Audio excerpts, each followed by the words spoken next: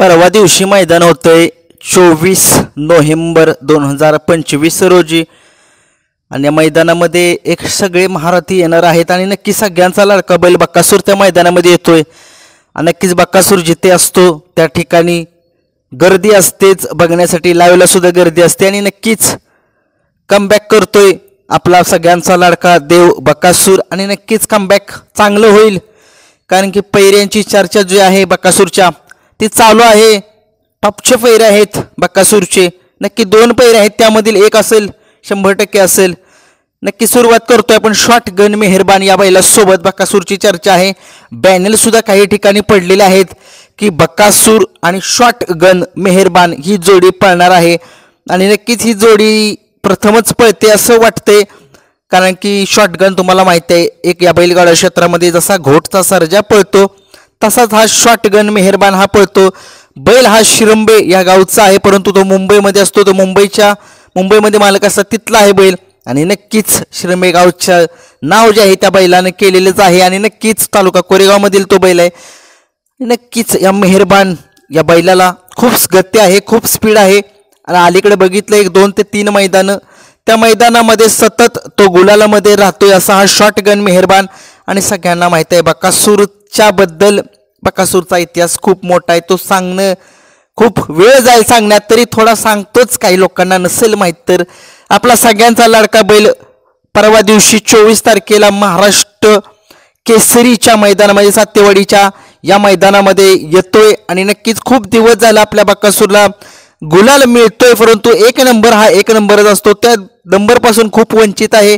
त्याला कारण तसंच आहे की कारण की टॉपचे पैरे बकासूरचे होत नव्हते परंतु आता बघूया कारण की बकासूरचा पैरा आहे टॉपचा ज्यावेळेस होतो त्यावेळेस 1 नंबर हा कुठेच जात नाही बकासूरचा आणि नक्कीच बकासूरचा एक बॅड फॉर्म आहे, तो नक्कीच माघारी येईल, परत येईल आणि त्याला माहिती आहे बकासूरला कमबॅक कसं करायचं। या बैलगाडा क्षेत्रामध्ये विक्रमांचा विक्रम त्या बैलाच्या नावावरती आहे आणि नक्कीच तो कमबॅक करेल सातेवाडीकरांच्या मैदानामध्ये आणि पुन्हा एकदा महाराष्ट्र केसरीचा मान हा पटकवेल आपला सगळ्यांचा लाडका बकासूर बैल रुस्तम हिंद केसरी बकासूर। नक्कीच पैरा पाहिजे बकासूरचा व्यवस्थित। आता कसं झालं तर तुम्हाला सांगतो, पहिलं बकासूर 2 नंबरचा 3 नंबरचा बैल घेत होता आणि त्याला गुलाल हा मिळवून देत होता, 1 नंबर हा मिळवून देत होता परंतु अलीकडे 1, 2 ते 3 महिने झालं छत्रपती संभाजीनगरचे बैल जे आहेत ते वर्चस्व करतायत मैदानामध्ये, टॉपच्या पैऱ्यामध्ये येत आहेत। 2 आणि 3 हलके नंबरचे पैरे ते करतच नाही आहेत, टॉपचेच पैरे घेऊन येत आहेत आणि टॉपच्याच पैऱ्यात पळतात आणि 1 आणि 2 नंबर हा त्यांचाच जातोय आणि नक्कीच याला काहीतरी आळा बसला पाहिजे, आपल्या आळा बसला पाहिजे। मग आता लोक म्हणजे असं काय म्हणतील, नक्कीच या बैलांना छत्रपती संभाजीनगरची पळतायत, चांगली पळतायत, खूप छान वाटतंय, खूप अभिमान वाटतं, मालकाच्या नावासाठी पळतायत परंतु मनामध्ये आपला बकासूर आहे आणि बकासूर ज्यावेळेस 1 नंबर करतो त्यावेळेस आनंद हा द्विगुणित असतो। जर त्या बैलांना जर रोखायचं असेल तर बकासूरला टॉपचाच पैरा करावा लागेल आणि ज्यावेळेस बकासूरचा टॉपचा पैरा असतो ना त्यावेळेस कुणी म्हणायचं नाही की मी ही गाडी हरवेन, एवढं सोपं नाहीये बकासूरची गाडी हरवणं, कुणी ऐरा गेराचं काम नाहीये आणि नक्कीच बकासूर सलग 4 दिवस पळतो, बाकीची बैल पळू शकत नाहीत, 1 दिवस पळतील 4 दिवस आराम करतील परंतु हा एकमेव असा बैलगाडा क्षेत्रामधील बैल आहे तो सलग 4 दिवसामध्ये 3 फेरे पळतो, म्हणजे 12 फेरे तो 4 दिवसात पळतो। रेकॉर्ड खूप मोठा, या बैलाचा नाद करायचा नाहीये आणि नक्की शॉटगन मेहरबान या बैलासोबत बकासूरची जी आहे ती चर्चा चालू आहे। आता नक्कीच बघूया हा बकासूर आणि मेहरबान ही जोडी पळते की काय त्या महाराष्ट्र केसरी सातेवाडीकरांच्या मैदानामध्ये। दुसऱ्या एका पैऱ्याची चर्चा आता सध्या चालू आहे। बकासूर जो आहे तो भोळा शंकर या बैलासोबत पळू शकतो कारण की भोळा शंकर सुद्धा एक चांगला बैल आहे, बहुतेक तो बारामतीचा आहे भोळा शंकर। नक्कीच त्या बैलाचा इतिहास आपल्याला एवढा माहीत नाहीये कारण की तो बैल सुद्धा चांगला पळतोय, जाईल त्या मैदानामध्ये गुलाल हा मिळवत आहे आणि नक्कीच हा गुलाल जो आहे तो बकासूर सोबत तो पहिल्यांदाच पळेल त्या मैदानामध्ये जर पळाला तर बघूया। आता 2 पैरे सांगितलेले आहेत मेहरबान आणि भोळा शंकर आतून बाहेरून दोन्ही खांदी फिट बैल आहे परंतु बकासूरला रोखणं एवढं सहजासहजी कुठल्याही बैलाला सोपं जात नाहीये कारण की त्याच्यासोबत जर टॉपचा जर पैरा असेल तर कुणी सांगायचंच नाही, कुणी म्हणायचंच नाही. परंतु बघूया सातेवाडीकरांचं एक मोठं मैदान, मानाचं मैदान. त्या मैदानामध्ये सगळ्यांचा लाडका बैल बकासूर येणार म्हटल्यानंतर सगळीकडे चर्चा असतेच बकासूरच्या नावाची. कारण की ज्यावेळेस बकासूर जिंकतो त्यावेळेस खूप लोक आनंदामध्ये असतात, खूप लोक जल्लोष करतात, घरी असो मैदानामध्ये असो. परंतु ज्यावेळेस बकासूरचा पराभव होतो त्यावेळेस सगळी लोक नाराज होतात. त्या मैदानसुद्धा एवढं कोण लाईव्ह बघत नाही, मैदानामधून प्रेक्षकसुद्धा निघून जातात. कारण की तसंच आहे, कारण की त्या बैलावरती अखंड महाराष्ट्राचं प्रेम आहे. आणि नक्कीच भोळा शंकरने चांगली जर साथ दिली तर बकासूर 100% ना 1001% त्या मैदानामध्ये एक नंबर हा करेल. परंतु शेवटी खेळ आहे, खेळामध्ये हार आणि जीत आहे.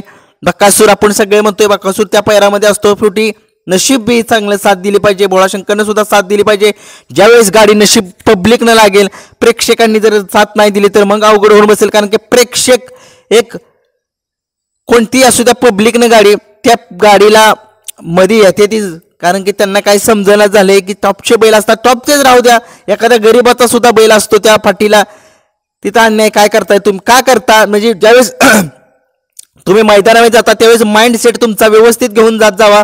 ज्यावेळेस आपण पब्लिकनं राहतो त्यावेळेस साईडला बाजूला सारायचं. का तर आपण ही गाडी हा बैल पब्लिकने पळतोय, पब्लिकने एखाद्या वेळेस बुजतो, हा ज्यावेळेस पब्लिकने बैल पळतो तर पब्लिकचा भितर सगळ्या महाराष्ट्राला माहिती आहे. हरण्या महान भारत केसरी हरण्या माझ्या तर दृष्टिकोनातून तो असा एक एकमेव बैल आहे, पब्लिकला भेट नाहीये तो बैल. कितीही पब्लिक उद्या पळणार त्या पब्लिकनं पेडगावमध्ये बघितलंय. आणि नक्कीच बघूया आता त्या दिवशीच ठरेल की पब्लिकाचा त्या मैदानामध्ये आळा हा घातला पाहिजे. कारण की महाराष्ट्राच्या कानाकोपऱ्यातून बैल येणार आहेत, छत्रपती संभाजीनगरवरून बैल येणार आहेत. नक्कीच आता आपल्याला सगळ्यांचा लाडका बैल, आपल्याला काही माहीत नाही बाकीचं, आपला सगळ्यांचा लाडका बैल बकासूर गुलालामध्ये पाहिजे. ज्यावेळेस बकासूर गुलाल घेतो त्यावेळेस खूप लोकांना आनंद होतो. नक्कीच हा आनंद हा झालाच पाहिजे. खूप दिवस झालं बकासूरच्या एक नंबरपासून वंचित आहे.